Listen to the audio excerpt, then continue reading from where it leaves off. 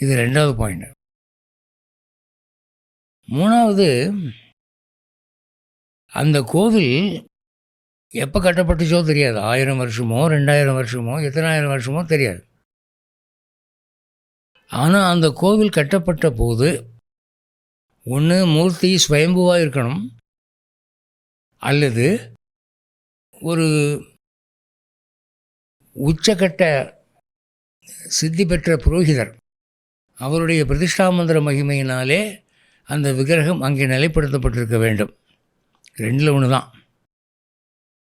எப்படி பார்த்தாலும் சுயம்புவாக இருந்தாலும் ஒரு 1000 ஆண்டுகளுக்கு முற்பட்ட புரோகிதருடைய பிரதிஷ்டையாக இருந்தாலும் அந்த மகிமையே தனி. அவங்களுடைய விசுவாசம், அவங்களுடைய சாதனை நமக்கு இல்லை. அப்போ அதை நம்ம கௌரவிக்கிறோம்.